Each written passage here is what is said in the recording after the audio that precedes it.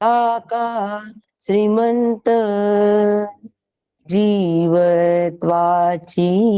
खंत स्वरूपी विराली श्रीराम जीवना देण्या अर्थ सद्गुरु काका समर्थ जीवत्वाचा अंत आत्मारामी केला श्रीराम. परमपूज्य श्री गुरु डॉक्टर काका यांना साष्टांग नमन करते. परमादरणीय सुनील काका यांनाही साष्टांग नमन करते. आणि श्रोते, आपण जगदीशांची मूर्ती आहात, माझे प्रेरणास्थान आहात, म्हणून आपणाला पण मी साष्टांग नमन करते. आणि आजच्या श्रुती चिंतनाला प्रारंभ करते.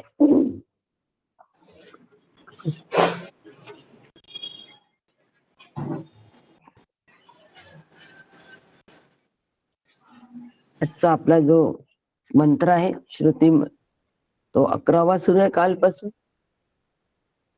विद्यांच यस्तद्वेदो भयसः अविद्याया मृत्युम तीर्था विद्यामृतम अश्नुते. म्हणजे विद्या म्हणजे देवतांचे ज्ञान आणि अविद्या म्हणजे कर्म. देवतांचे ज्ञान म्हणजे उपासना आणि अविद्या म्हणजे कर्म. या दोन्हींना जो एकाच वेळी जाणतो तो अविद्येने मृत्यूला पार करून विद्येने अमृतत्व मिळवतो, असा याचा सरळ अर्थ आहे. या उपनिषदाची हीच गंमत आहे की परस्पर विरोधा जोडींमधून आपल्याला आत्मस्वरूपाचा ठसा आमच्या चित्तावर पक्का मारलेला आहे. या उपनिषदाने उपनिषदांचं श्रवण करायचं असतं. म्हणजे कशाचं श्रवण करायचं असतं हे फार महत्वाचं आहे. श्रवण करायचंय म्हणजे नुसतं ऐकायचं, म्हणजे पहिल्या मंत्रापासून शेवटच्या मंत्रापर्यंत ऐकायचं सगळं आणि त्याचा अर्थ समजून घ्यायचा आणि नेमकं काय त्याच्यामध्ये ते समजून घ्यायचं म्हणजे ऐकणं का. उपनिषद ही श्रवणासाठी आहेत. म्हणजे नेमके श्रवण काय अभिप्रेत आहे. वेदांतामध्ये श्रवण या व्याख्येमध्ये नेमकं कशाला महत्व द्यायचंय तर श्रवणाचा अर्थ आहे वेदांत तात्पर्याच्या निश्चयाला श्रवण असं म्हणतात. मग आता वेदांत तात्पर्याचा निश्चय कोणता आहे?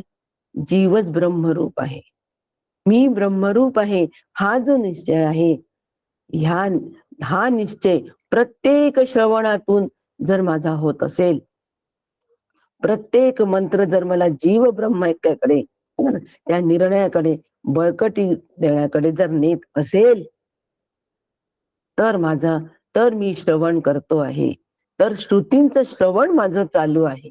अन्यथा प्रत्येक मंत्राचा अर्थ आणि त्याच्यामधलं तत्वज्ञान एवढंच ऐकणं अपेक्षित नाही.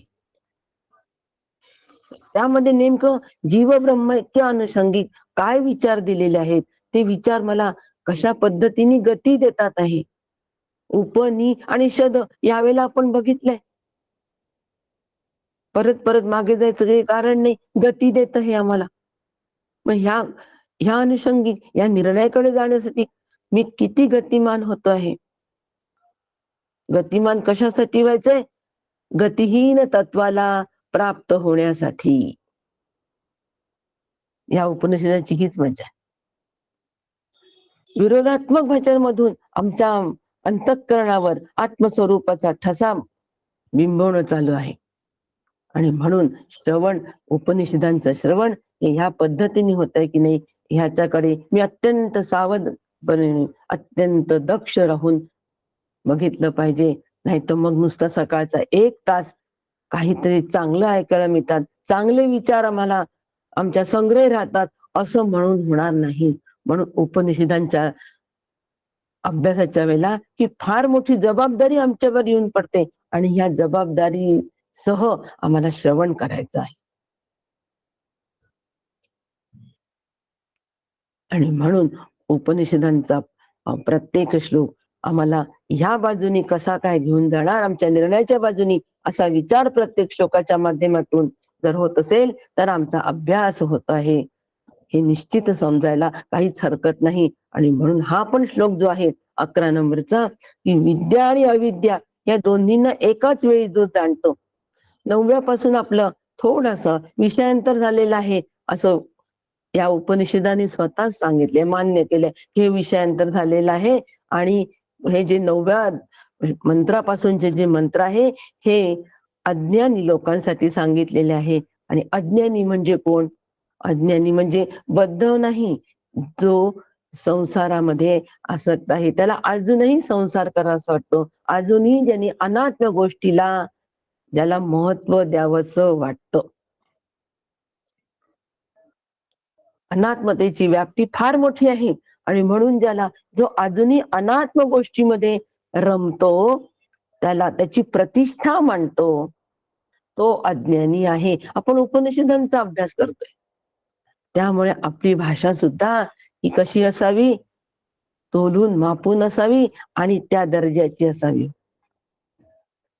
आपल्याला जर एखाद्या आपला मानवी स्वभाव असतो, जर एखाद्या आपल्या समवयस्क याच्याबद्दल जर आपल्याला बोलायचं असेल, समवयस्काशी बोलायचं असेल तर आपण कसं बोलतो? लहान मुलाशी बोलायचं असेल तर कसं बोलतो? आणि वरिष्ठ अधिकाऱ्याशी बोलायचं असेल, वरिष्ठ लोकांशी बोलायचं असेल तर आपण कसं बोलतो? या तिन्ही भाषेमध्ये निश्चितपणे फरक आहे की नाही? भाषेच्या मांडणीमध्ये, वाक्याच्या उच्चारणामध्ये, या सगळ्यामध्ये आपला फरक असतोच की नाही? जे मुलांशी, लहान मुलांशी बोलू तसंच आम्ही वरिष्ठ लोकांशी बोलू का? नाही ना बोलणार. मग अगदी त्याचप्रमाणे ज्या वेळेला आम्ही उपनिषदांचा अभ्यास करतो आहे, तत्वज्ञानात काहीही कमी नाही, काहीही जास्त नाही. बरं, तुलना करत नाहीये मी, परंतु ज्यावेळेला आम्हाला स्वरूपाकडची झेप घ्यायची आहे, त्या अनुषंगिक म्हणते मी. उपनिषदे स्वरूपाकडे झेप घेणार आहे. स्वरूपानुषंगिक ज्यावेळेला आम्ही आता झेप घेतो आहे, त्यावेळेला आमची मांडणी कशी हवी, ही सुद्धा तोलून मापूनच मांडणी हवी. फापट पसारा त्या ठिकाणी नको. नेमके पण जे आहे हे नेमके पण आम्हाला व्यस्त आलं पाहिजे. आणि म्हणून या ठिकाणी श्रुतीने आम्हाला सांगितलेलं आहे की जो अज्ञानी आहे, अज्ञानी म्हणजे कोण? अनात्म गोष्टींची प्रतिष्ठा अजूनही ज्यांच्या अंतःकरणामध्ये आहे, ते अज्ञानी आहे. आणि त्या गोष्टीची, अनात्म गोष्टीची प्रतिष्ठा मोडून काढण्यासाठी म्हणून हे सगळे पुढचे मंत्र आम्हाला श्रुतीने दिलेले आहे की इतकी सुद्धा प्रतिष्ठा आमच्या अंतःकरणात नको. काय काकू तुम्ही कठीण शब्द वापरता, पण मी म्हणते थोडस कठीण कठीण घ्यावे न हो, काय बिघडलं? म्हणून हा कठीण शब्दच वापरणार आहे. लिहून घ्या हो सगळ्यांनी, काही बिघडत नाही. लिहून त्याचं वारंवार वारंवार त्याचं परत वाचन करा, परत मनन करा, परत समजून घ्या. तो हळू सहजच सोपा होऊन जाईल. केव्हा सोपा होईल कळणार पण नाही. तत्वज्ञान केव्हा सोपं होतं, तत्वज्ञान हे सहज कसं होतं हे आम्हाला कळत पण नाही. त्याच्या सहवासामध्ये आम्ही राहिलो की कळत सुद्धा नाही. पहिला वर्ग अतिशय कठीण जातो, पण हळूहळू त्या अ ब क ड याच्या सहवासामध्ये आम्ही राहिलो की आपोआप वाक्य केव्हा होतं कळत नाही, निबंध केव्हा होतो हेही कळत नाही. आणि मग पुढे पुस्तक सुद्धा लिखाण होतं हेही कळत नाही. हे कसं झालं? फक्त त्याच्या सहवास, सातत्याच्या सहवासात राहिल्यामुळे. आणि म्हणून अनात्म गोष्टीची प्रतिष्ठा जोपर्यंत अंतःकरणात आहे, तोपर्यंत त्या ठिकाणी अविद्या आहे, त्या ठिकाणी अज्ञान आहे. अविद्या मुद्दाम वापरत नाही, कारण परत गोंधळ होईल. म्हणून त्या ठिकाणी अज्ञान आहे. आणि अशा अज्ञानी जनांसाठी हे 9व्या मंत्रांपासून चालू आहे. आणि म्हणून 11वा मंत्र आम्हाला सांगतो की कर्म आणि उपासना, या ठिकाणी विद्या आणि विद्या आणि अविद्या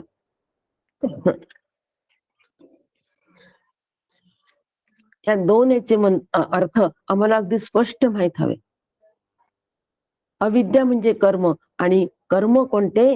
अग्निहोत्रादी कर्म असं आचार्यांनी इथे पहिल्या दुसऱ्या मंत्रापासूनच सांगितलेलं आहे. कर्माचं स्वरूप अग्निहोत्रादी कर्म.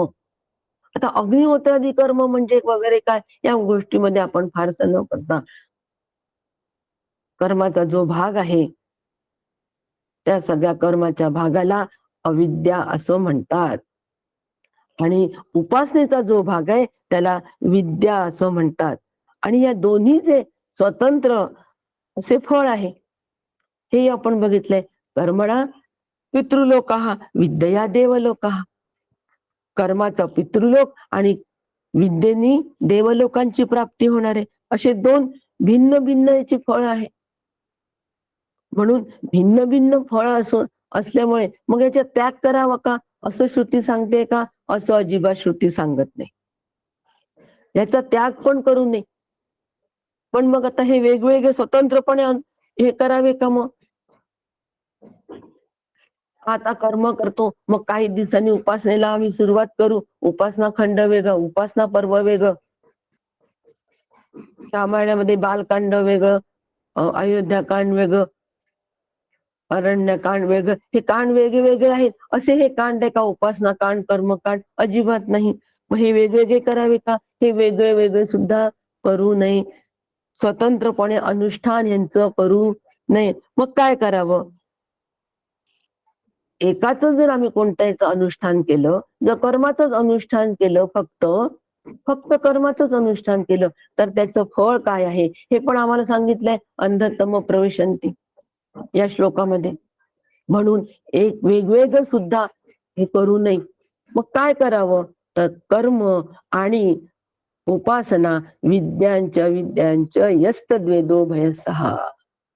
म्हणजे एकाच पुरुषाने म्हणजे मी एकाच व्यक्तीने कर्म आणि उपासनेचा समुच्चय करावा म्हणजे अनुष्ठान करावे.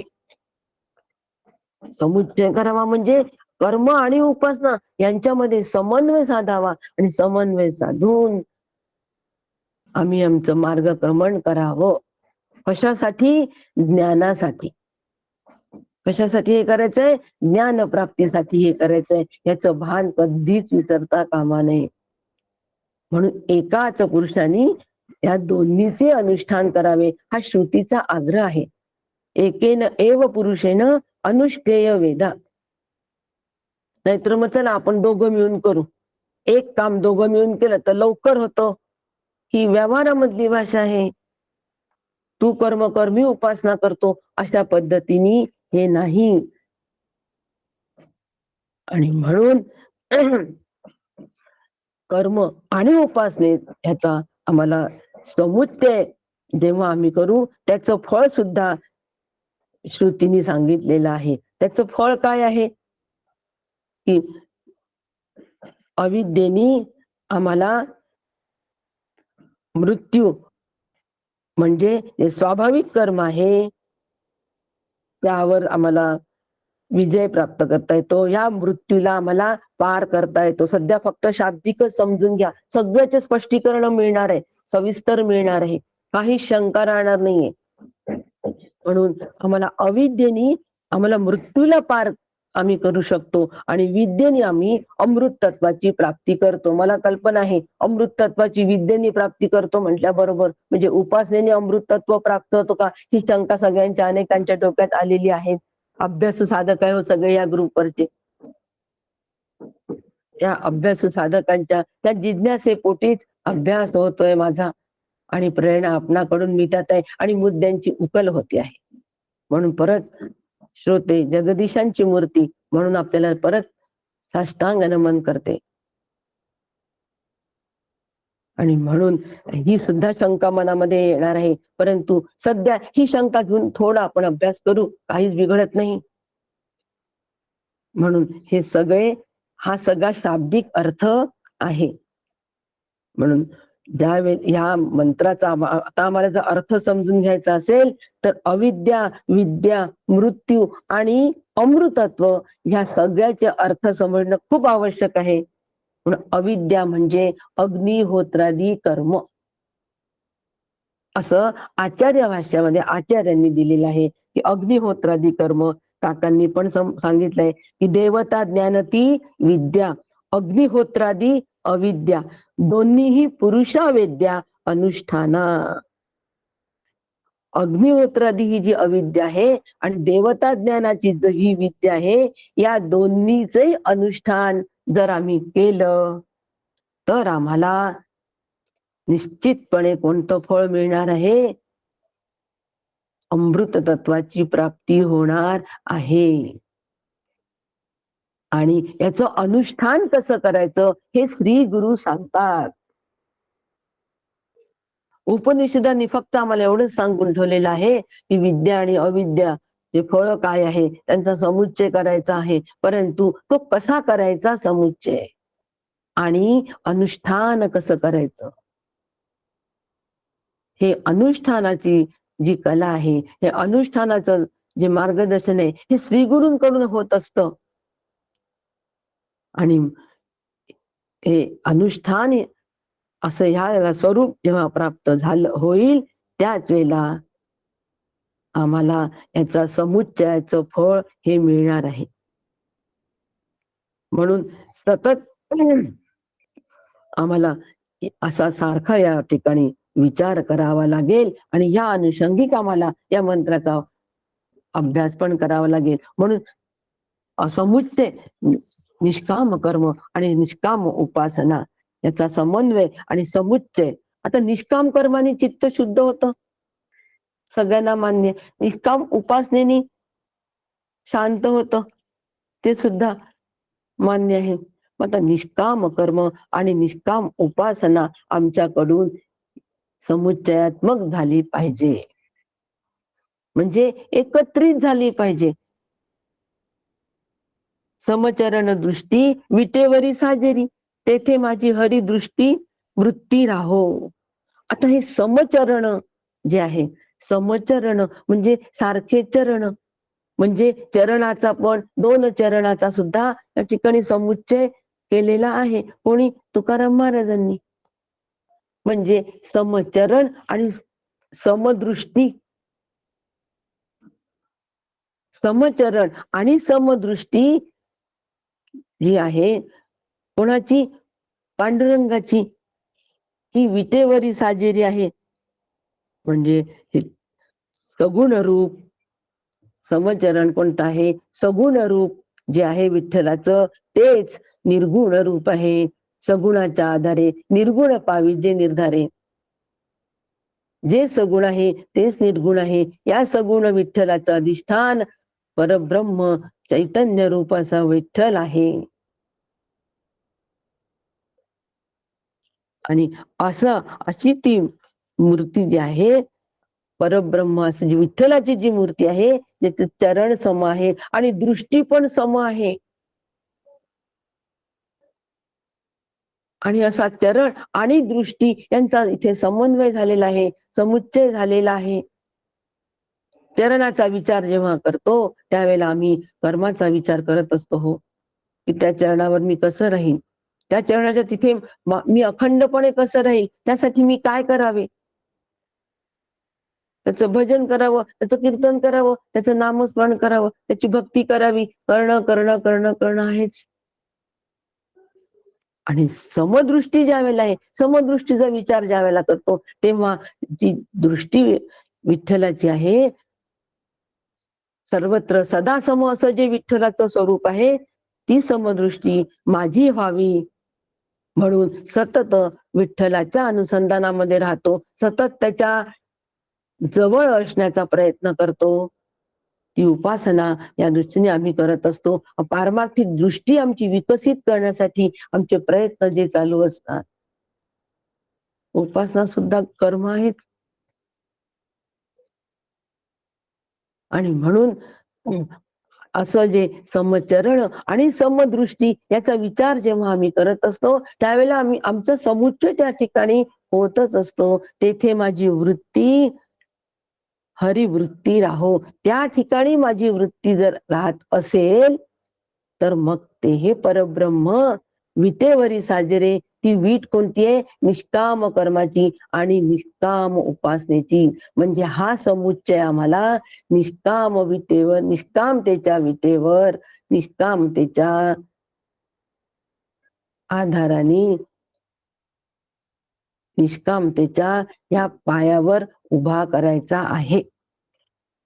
कर्म आणि उपासना यांचा समुच्चय निष्कामतेच्या पायावर उभा करायचा आहे. पायाभरणी निष्कामतेची करायची आहे.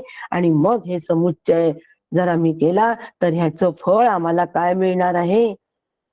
ह्याचं फळ आम्हाला तेथे माझी हरिवृत्ती राहो, अखंड वृत्ती तेथे राहील. आणि एक दिवस ही वृत्ती जी आहे, शुद्ध झालेलं चित्त, शांत झालेलं चित्त जे आहे, ही जी वृत्ती शांत झालीये, ही त्या परब्रह्म स्वरूपामध्ये एक रूप होईल. चित्ताचा चैतन्यात लय होऊन जाईल.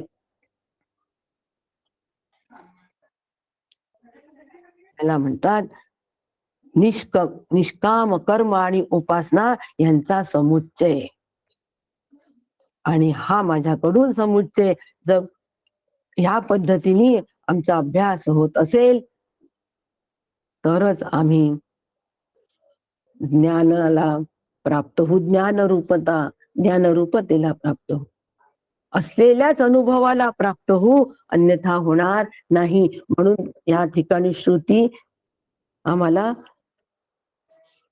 आग्रह कशाचा करते? समुच्चयाचा आग्रह करते. कारण कामना, कर्म, कर्मफळ यांचं अव्याहत हे चक्र चालू असतं. कामना तयार होते, त्याच्यातून कर्म आम्ही कर्म करतो आणि कर्मातून कर्मफळाची अपेक्षा करतो. असं अव्याहत हे चक्र चालू असतं. त्यामुळे आमच्या अंतःकरणामधील कामाग्नी हा सतत भडकत असतो. तो कधी शांत होण्याचा विचार आम्ही करू शकत नाही. आणि म्हणून आम्ही सकाम कर्म करणारे जे आहेत ते घोर अंधकारात जातात. म्हणून फक्त कर्माचं जो अनुष्ठान केलं तर आमचं गौण फल प्राप्त होतं. फक्त उपासनेचं अनुष्ठान केलं तरी गौणच फल प्राप्त होतं. पण दोन्हीचा समन्वय, समुच्चयातून जर आम्ही आमचं साधन असेल तर त्याचं श्रेष्ठ फळ, मुख्य फळ म्हणजे, आणि तेही निष्काम कर्मा, ते निष्काम असावं याच्यावर असेल तर मोक्ष प्राप्ती हे मुख्य फळ पुरुषाला मिळतं, म्हणजे मला मिळतं. आणि म्हणून श्रुती या ठिकाणी समुच्चयाचा आम्हाला आदेश देते आहे आणि अनुष्ठानाचा आदेश देते आहे. अत्यंत आवश्यक आहे. कारण काय? समुच्चय का करावा? अधिकस्य अधिक फलम. म्हणजे जेवढं आपण अधिक करू त्याचं आपल्याला अधिक फळ मिळतं. जितकं जास्ती काम करू ना तितकं जास्ती आम्ही प्रोडक्शन करू, हो जास्ती म्हणतोस की नाही? जेवढी मेहनत करू तितकं आम्हाला अधिक फळ मिळेल. काय मेहनत करतो प्रपंचामध्ये? ढोर मेहनत करतो, रात्रंदिवस मेहनत करतो. मग तेवढी मेहनत आम्ही जर इकडे केली, कर्म आणि उपासना यांचा समुच्चय करण्यासाठी नक्कीच मेहनत आहे. इतकं सोपं नाहीये ते. परंतु जर आम्ही याच्या समुच्चयातून, याच्या अनुष्ठानातून जर केलं तर नक्की आम्हाला अधिक फळ प्राप्त होईल. आणि म्हणून अधिक फळ मिळण्यासाठी तरी कर्म आणि उपासना यांचा समुच्चय करणं आवश्यक आहे. जर आम्हाला मोक्ष प्राप्ती हे फळ, अधिक फळ मिळवायचं असेल तर अधिक फळ कोणतं आहे? मोक्ष प्राप्ती. बस, दुसरं नाहीच. मग आता कर्म आणि उपासना यांचं समुच्चय होईल का अशी एक शंका येईल की नाही? तर नक्की होईल. आचार्य म्हणतात, आचार्यांचीच मांडणी आहे. सगळं जे आपल्या समोर मांडते हे आचार्यांची मांडणी मांडते. आचार्य भाष्य असेल तर नक्की बघा, त्यात हे सगळे मुद्दे आपल्याला सापडतील. मग आता कर्म आणि उपासना या दोन्हीचे फळ भिन्न भिन्न असल्यामुळे यांचा समुच्चय शक्य आहे. हे खरंच शक्य आहे का? हो ना, आहे शक्य, नक्की शक्य आहे. कसे शक्य आहे? कारण या दोघी कर्म आणि उपासना या दोन्हीचे पण स्वरूप एकच आहे. कर्म आणि उपासना हे दोन्ही अविद्येचेच कार्य आहे. ते दोन्ही माईक आहे, भासमान आहे. आणि म्हणून हे दोन्हीही अविद्या स्वरूप आहे, अविद्याजन्य आहे. म्हणून यांचं समुच्चय आम्हाला सहज शक्य आहे. ज्ञान आणि कर्म यांचा समुच्चय शक्य नाही सांगितला. कारण ज्ञान अज्ञान, कर्म अज्ञानजन्य, पण ज्ञान तिथे कर्माचा अत्यंत अभाव आहे, म्हणून त्यांचा समुच्चय नाही सांगितला. पण कर्म आणि उपासना यांचाच फक्त समुच्चय सांगितलाय. म्हणून परत आम्ही अभ्यास करताना, परत आम्ही साधन करताना ज्ञान आणि कर्म यांचा कधी समुच्चय करण्याचा प्रयत्न नाही करू. आणि आमच्याकडून ही चूक नेहमी होते, नेहमी होते. कशी होते? समुच्चय करण्याचा प्रयत्न आम्ही कसा कसा करतो हेही सांगणार आहे. मग त्याच्यानंतरच नेमका समुच्चय कसा करायचा हेही सांगण्यात येईल. सांगितलंच आहे निष्काम कर्माच्या याच्यावर कशा पद्धतीने आम्ही समुच्चय करायचा. परंतु हे दोन्हीही अविद्येचे कार्य असल्यामुळे यांचा समुच्चय होणं सहज शक्य आहे. पण स्वरूप त्यांचं दोन्हीच एकच आहे. त्यामुळे हा समुच्चय करणं शक्य आहे. मग आता हा समुच्चय करत असताना, याचा सह अनुष्ठान करत असताना, समुच्चय करणं म्हणजे अनुष्ठान हा शब्द पक्का लक्षात ठेवायचा. अनुष्ठान आम्ही करत असताना मग कशा पद्धतीने करायचं? आमचा एक स्वभाव आहे, मानवी स्वभाव आहे. आम्ही जीवनामधला काही काळ कर्माचं अनुष्ठान करतो, काही काळ आम्ही उपासनेचं अनुष्ठान करतो, आणि काही काळ आम्ही ज्ञानाचं अनुष्ठान करतो. झाला आता आमचा कर्माचा एक अंक आटोपला, दुसरा अंक उपासनेचा आटोपला. मग जीवनामधला काही कालखंड आम्ही अशा या 3 याच्यामध्ये विभागून देतो. तसं पण नाही, तेही बरोबर नाही. बरं ठीक आहे, आता जीवनामधला कालखंडाचा फार मोठा झाला, तो दिवसामधला एका दिवसावर आलो, एका दिवसातला आम्ही काळाची विभागणी करतो. हो, सकाळी आम्ही सत्संग 1 तास नक्की ज्ञानकांड सत्संग उपनिषदांचं श्रवण केलं, श्रवण. त्यानंतर आता मात्र माझी पूजा राहिलीये, पूजा झाल्याशिवाय काही खात नाही, पूजा झाल्याशिवाय काही खात नाही, तोंडात पाणी सुद्धा घेत नाही. हो अहो, सकाळचा सत्संग, हो ते ज्ञानकांड तो झाला, आता कर्मकांड सुरू झालं. आता कर्मकांड सुरू झालं, पूजा झाल्याशिवाय तोंडात पाणी पण नाही, कोणाशी बोलणं पण नाही. आणि संध्याकाळची वेळ आमची न उपासनेची असते. आम्ही उपासना रोज करतो, उपासना केल्याशिवाय काहीच करत नाही. नित्य नेमाने उपासना सुरू असते. आता आम्ही इथे या ठिकाणी काय करतोय? सगळी भेसळ करतोय, भेळ करतोय. मग भेळेमध्ये कोणती एक चव लागते का? हो, कशाची चव लागत नाही. भेळेची एक स्वतंत्र चव असते. त्यांनी पोट भरतं का? अजिबात नाही. भरल्यासारखं वाटतं, खाऊन बघा भेळ, भरल्यासारखं वाटतं पोट, पण भरत नाही.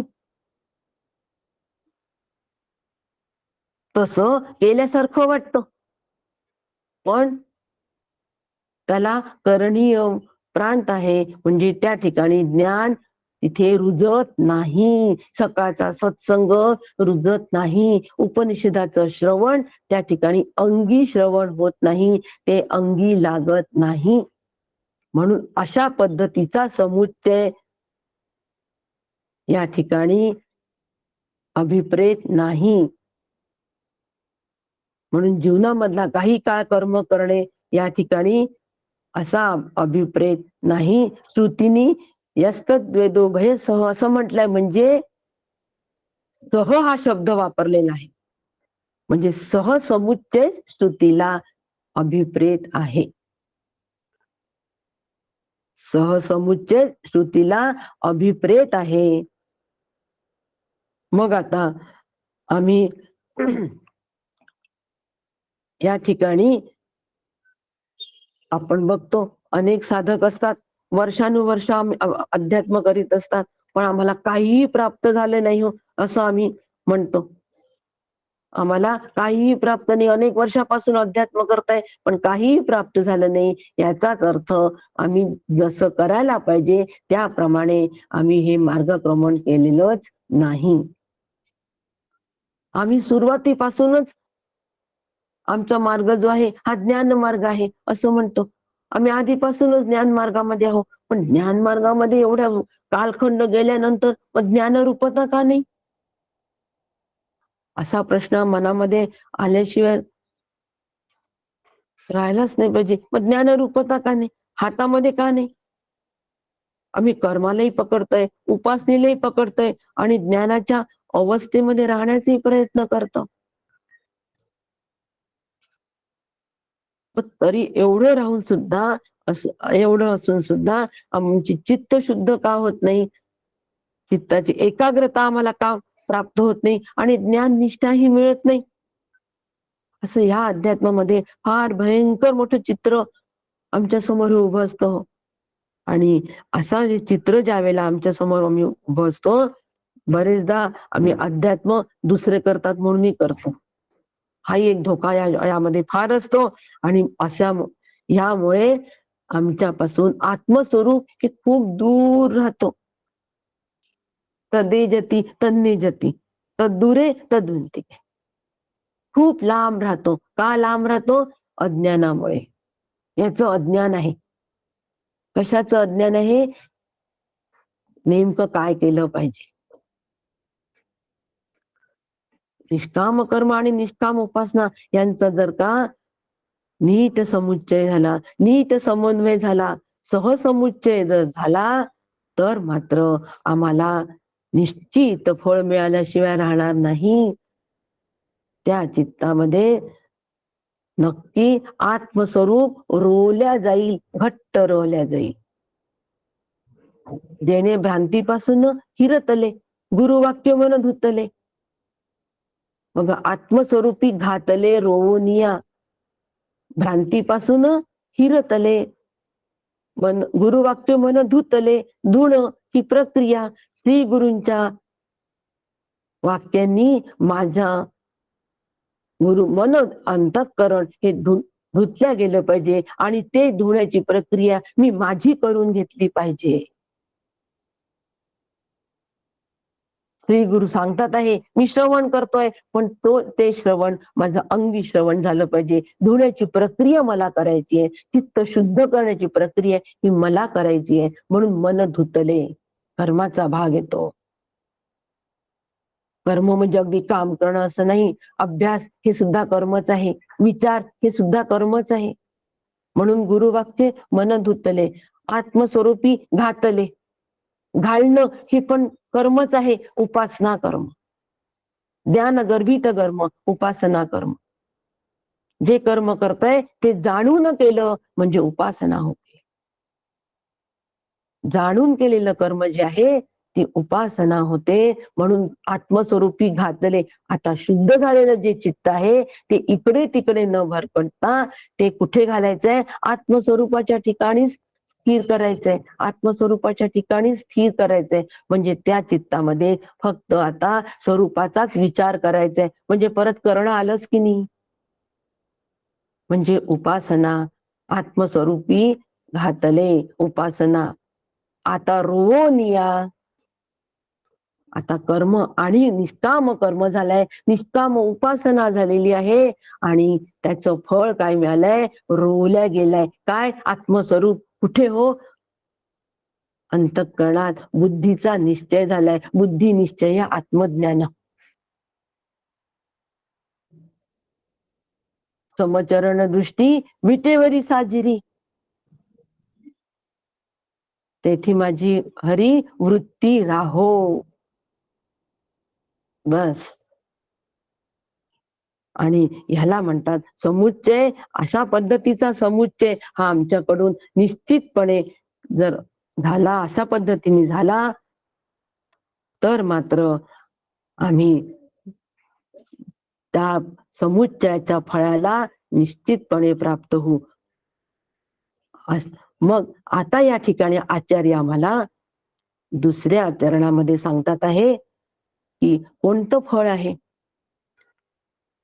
समुच्चय कसा नसावा हे पण सांगितलं,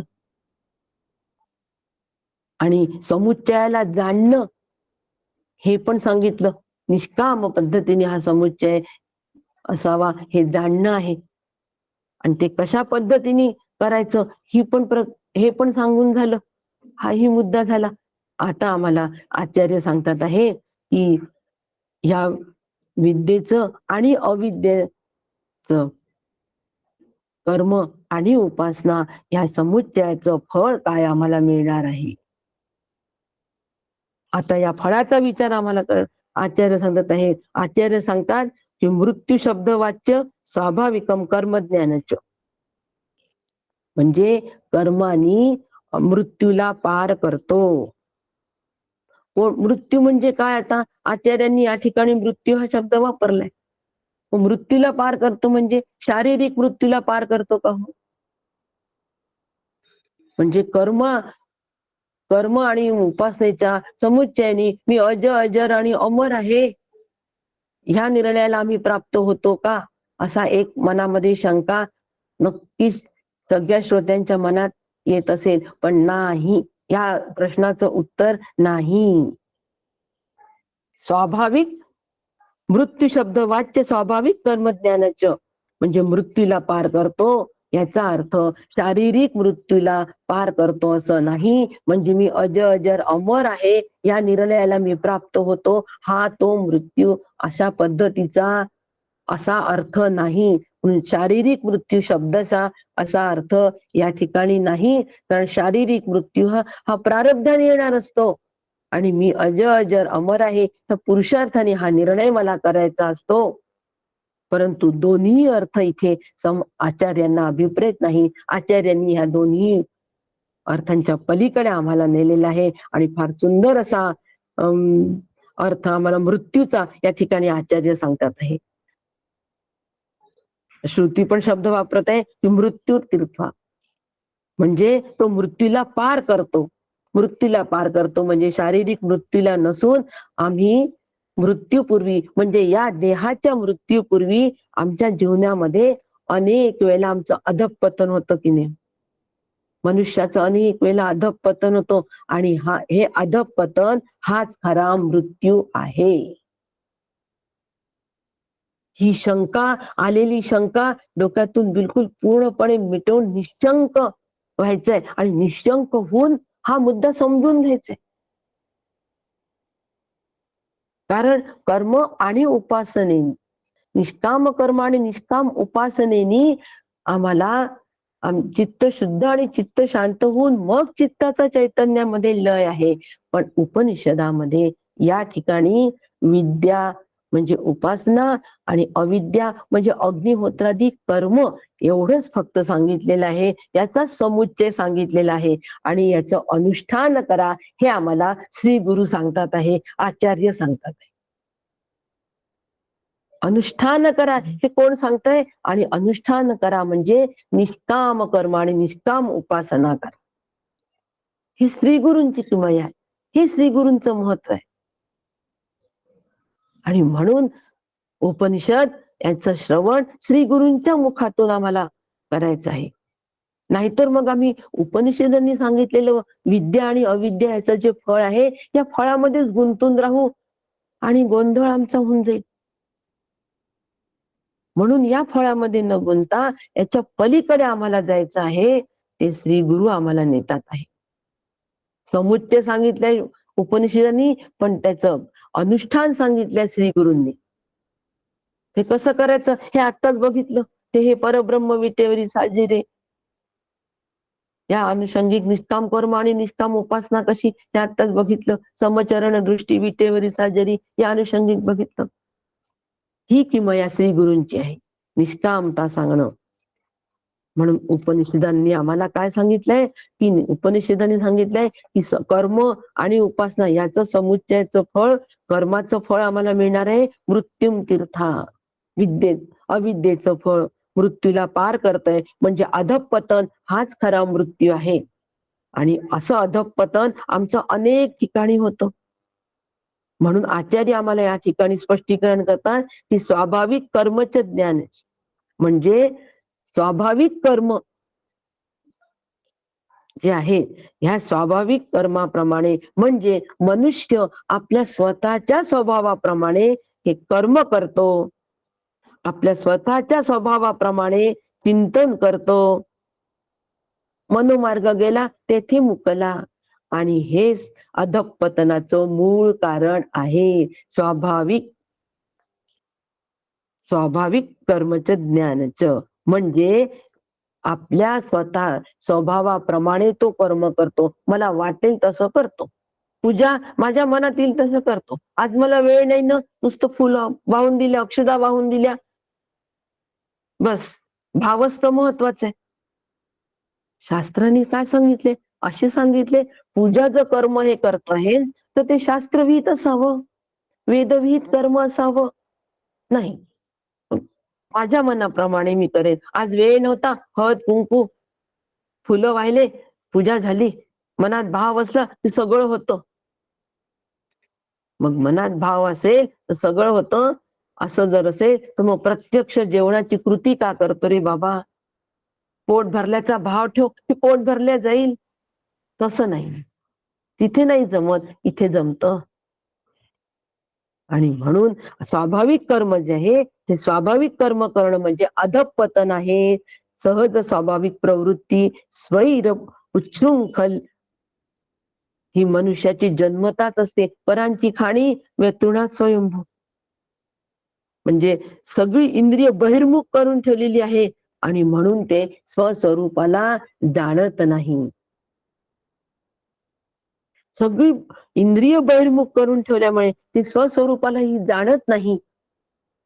आणि तेच आमचं अधःपतनाचं कारण आहे. आणि जर आम्ही कर्माचं अनुष्ठान केलं तर मात्र हा जो आमचा स्वैरपणा जो आहे, उच्छृंखलपणा जो आहे, हा सगळा उच्छृंखलपणा आमचा बंद होतो. मनोमार्ग गेला तो तेथे मुकला, हे आम्हाला नीट पटेल. आणि हरिपाठी स्थिरावाला तोची धन्य. आणि आम्ही हरिपाठी स्थिर होऊ. हरिपाठी स्थिर होऊ म्हणजे कुठे? हरीच्या पाठीशी स्थिर होऊ म्हणजे कुठे? म्हणजे वेदविहित निष्काम कर्म जे श्री गुरु आम्हाला सांगत आहे त्याप्रमाणे आम्ही कर्म करू, उपासना करू.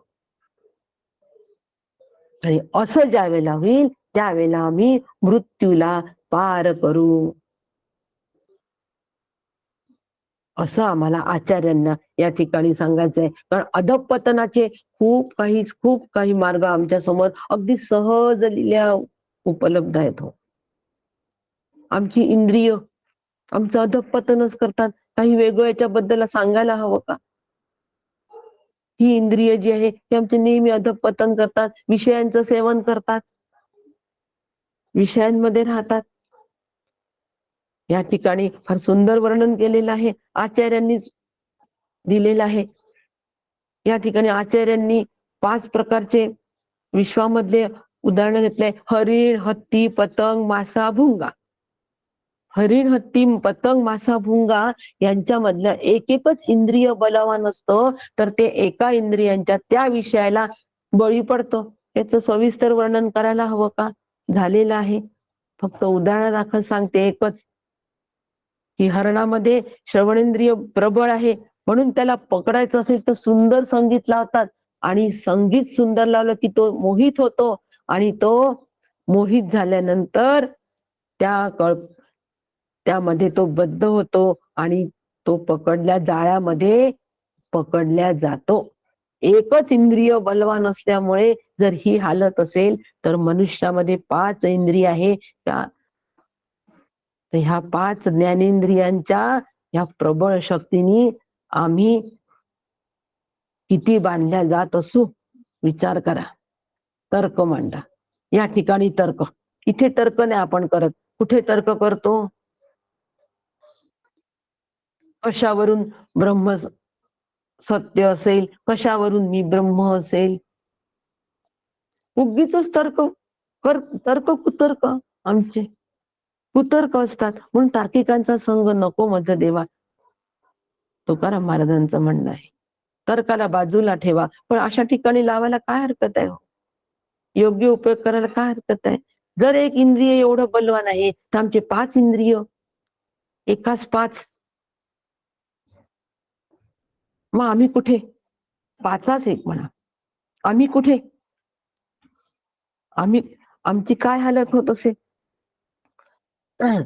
आमच्या मनामध्ये चांगल्या प्रवृत्तीप्रमाणेच आसुरी प्रवृत्ती पण असतातच. मग ह्या सगळ्या आसुरी प्रवृत्तीला सुद्धा आम्हाला काढायला हवं की नाही? अधःपतनापासून स्वतःला सावरायला हवं की नाही?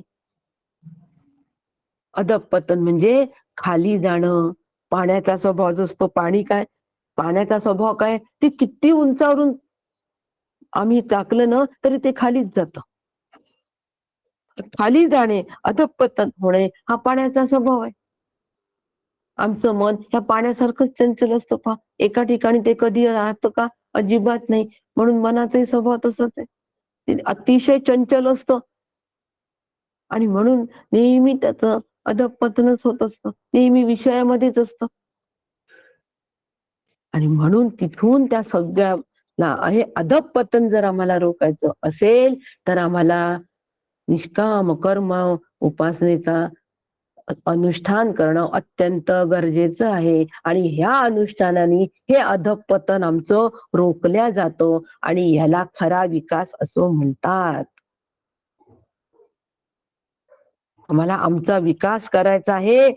आम्हाला आमचं मन विशाल करायचं आहे. मन म्हणजे अंतःकरण विशाल करायचंय, म्हणजे अंतःकरण व्यापक करायचं आहे. किती व्यापक करायचं आहे? सर्व व्यापक करायचं का? निरपेक्ष व्यापक. निरपेक्ष व्यापक तत्व जे आहे, त्या निरपेक्ष व्यापक तत्वामध्ये या अंतःकरण हे विलीन करायचं आहे आणि निरपेक्ष व्यापक तत्वच होऊन राहायचं आहे. म्हणजे छोट्या कॅनव्हासवर मग आम्हाला चित्र मोठं काढता येईल का? उदाहरण दिल्याबरोबर सगळ्यांच्या लक्षात आलं असेल, हे उदाहरण कोणी दिलंय आणि ताईंनी उदाहरण कोणाचं आणलंय? माझ्या मनाचं नाहीये. म्हणून छोटा कॅनव्हास आहे आणि त्याच्यावर जर खूप मोठं चित्र काढायचं असेल, अजस्र चित्र काढायचं असेल, तर आम्हाला कॅनव्हास हा मोठाच घ्यावा लागेल की नाही? साधं गणित आहे की नाही? मग असं जर आम्हाला निरपेक्ष व्यापक तत्व ला जर गवसणी घालायची असेल, तर आम्हाला आमचं व्यापकत्व, आमचं अंतःकरणाचे व्यापकत्व निश्चितपणे आम्हाला विशाल करावं लागेल की नाही अंतःकरण.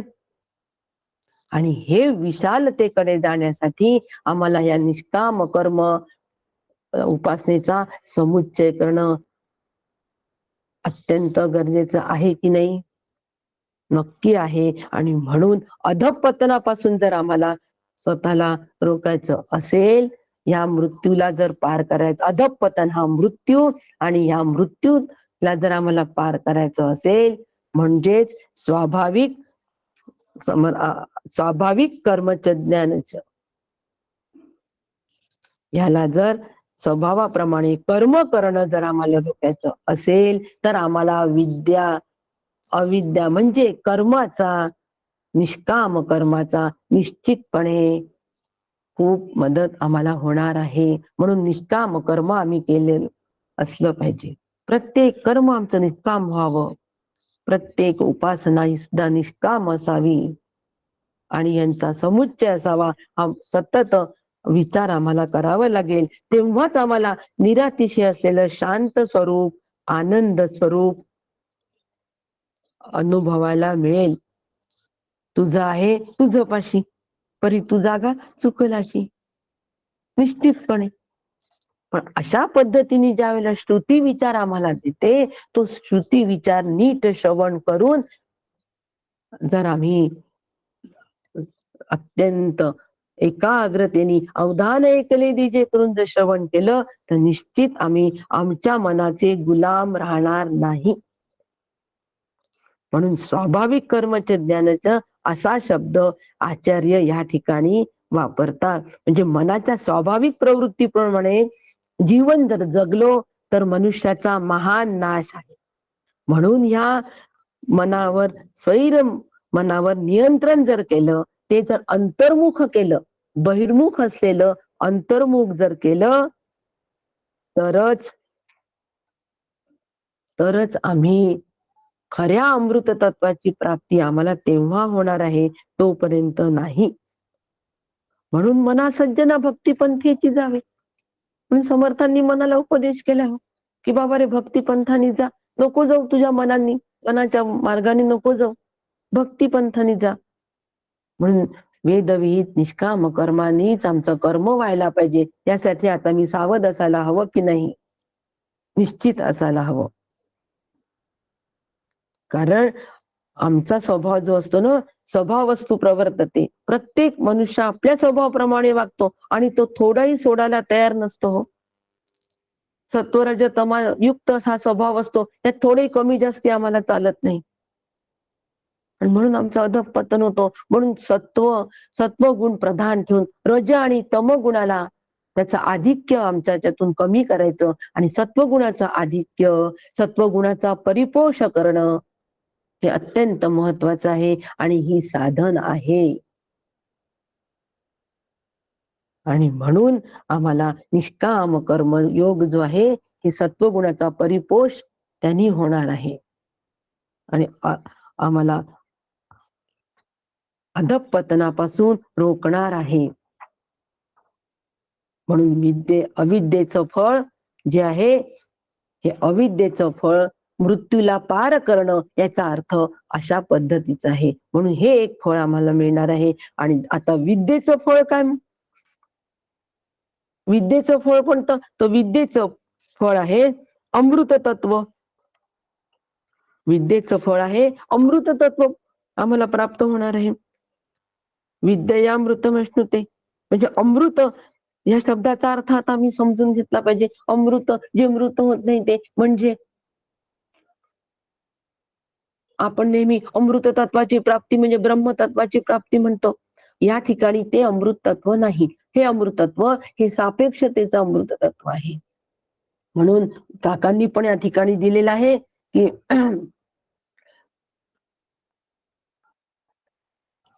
अमृत तत्व, अमृत हा शब्द सापेक्षता वापरलेला शब्द आहे.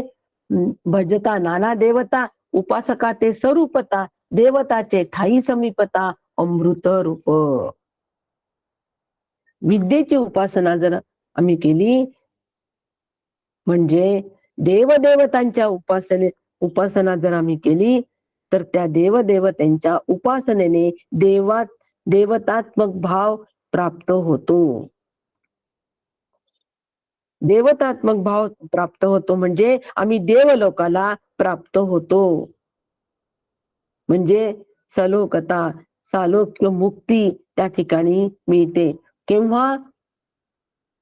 जर आम्ही देवदेवतांची उपासना करत असू तर त्याला देवात्म भाव असं म्हटलेलं आहे. म्हणजे ती देवता आणि मी एकरूप होणे हीच मोक्ष अवस्था आहे. असा एक आता आमच्या मनामध्ये परत शंका येऊ शकते, पण ह्याही शंकेला या ठिकाणी थारा द्यायचा नाहीये. म्हणून ज्यावेळेला आम्ही विद्येची उपासना करतो, त्यावेळेला आम्ही म्हणजे देवतेची उपासना करतो, देवदेवतेची उपासना करतो, तेव्हा आम्ही फक्त त्या लोकामध्ये म्हणजे देवता लोकालाच फक्त प्राप्त होतो. आणि नुसतं चैतन्य स्वरूप न चैतन्य स्वरूपता देवता उपाधित्वेन आह. याचा अर्थ की देवता आणि उपासक यांच्यामधील हे एकत्व आहे चैतन्य स्वरूपाचं नसून फक्त देवतेच्या उपाधीच्या स्वरूपाचं असतो. म्हणून हे सापेक्षतावादी अमृत आहे. म्हणजे आम्ही फक्त त्या देवता लोकांना प्राप्त होतो. आम्हाला सलोकता मुक्ती नकोय, आम्हाला सायुज्य मुक्ती हवी आहे. आणि सायुज्य मुक्ती हवी असेल तर आम्हाला निष्काम उपासना करावी लागेल. आणि म्हणून ह्या उपाधीला या ठिकाणी अमृतत्व असं म्हटलेलं आहे. बस देवतेच्या उपाधीशी आम्ही एकरूप होतो. हा उपासक आम्ही म्हणायच नाही, उपासक एकरूप होतो. कोणता उपासक? या उपनिषदांच्या अनुषंगिक असलेला जो उपासक आहे तो त्या देवतांच्या उपाधीच्या तिथे एकरूप होतो, म्हणून त्याला अमृतत्व असं म्हटलेलं आहे. आमच्यापेक्षा देवता ह्या निश्चितपणे कशा आहेत? अमर आहेत. म्हणजे त्यांचा बराच काळ वास्तव्य त्यांना असल्यामुळे आमच्यापेक्षा त्या सापेक्षतेने त्यांना अमृतत्व प्राप्त झालेलं आहे. म्हणजे त्यांना इतक्या लवकर मृत्यू नसतो, म्हणून त्या अनुषंगिक ते अमृत आहे. सापेक्षतेने ते अमृत आहे. देवता अमर आहे, सापेक्षतेने ते अमर आहेत. म्हणून त्यांच्या उपासनेने फक्त आम्ही तेवढंच फक्त आमचं प्राप्त होऊ शकतो. त्यांच्याशी उपाधीशी आम्ही एकरूप होऊ शकतो. त्याच्यामधले असलेलं चैतन्य जे आहे त्या चैतन्य रूपाशी आम्ही एकरूप होऊ शकत नाही. तोपर्यंत निष्काम उपासना होत नाही. तोपर्यंत म्हणून कर्मणा पितृलोका विद्यया देवलोका. विद्येनी देवलोकच मिळेल, कर्मानी पितृलोकच मिळेल. आणि ह्यांच्या समुच्चयानी मात्र आम्ही मृत्यूला पार करू आणि अमृत तत्व मिळू. परंतु तरी सुद्धा यांच्या निष्काम कर्म, निष्काम समुच्चयानी, निष्काम कर्मयोग आणि निष्काम उपासनेनी आणि निष्काम कर्म उपासनेच्या समुच्चयाने आम्ही खऱ्या अमृत तत्वाला प्राप्त होऊ. खऱ्या अमृत तत्वाला आम्ही त्या ठिकाणी प्राप्त होऊ तोपर्यंत नाही. आणि असा निष्काम कर्मयोग, निष्काम उपासना याचं अनुष्ठान श्री गुरूंकडून येत असत. म्हणून उपनिषदांच्या माध्यमातून याचा अभ्यास करायचा आणि श्री गुरूंच्या मुखातून आम्ही त्याचं अनुष्ठान कसं करायचं हे समजून घ्यायचं. म्हणून नीट अभ्यास करा. या श्लोकाचा व्यवस्थित समजून घ्या, नाहीतर अनेक शंका कुशंका तयार होतील आणि आपण इथेच फसून जाऊ, या श्लोकाच्या तिथे फसून जाऊ. म्हणून अनुष्ठान एकच शब्द सारखा सारखा का बोलते आहे सारखा, त्याचं कारण हे आहे की अंतःकरणावर ठसा पडावा निष्काम कर्मयोगाचा, निष्काम उपासनेचा. चित्त शुद्ध, चित्त शांत आणि चित्ताचा चैतन्यात लय. रोवोनिया आत्मस्वरूपी घातले रोवोनिया. ते रोवणं आहे ते महत्वाचं आहे. ते रोतल्या गेलं पाहिजे, ते रोवल्या गेलं पाहिजे. तेच मी होऊन राहिलो पाहिजे, पण ते ह्याशिवाय शक्य होणार नाही. म्हणून उपनिषदांचा अभ्यास करायचा श्री गुरूंकडून. त्याचं अनुष्ठान कसं करायचं हे समजून घ्यायचं. अनुष्ठान म्हणजे निष्कामता. निष्कामतेने त्याचा समुच्चय कसा करायचा, समन्वय कसा साधायचा हे श्री गुरूंकडून समजून घ्यायचं आणि पुढच्या श्लोकाकडे वाटचाल करायची. असा आजचा श्लोक आम्हाला फार मोलाचा संदेश देऊन जातो आहे. आपली वेळ होत आलेली आहे. आज या ठिकाणी थांबते. रामकृष्ण हरी. रामकृष्ण हरी.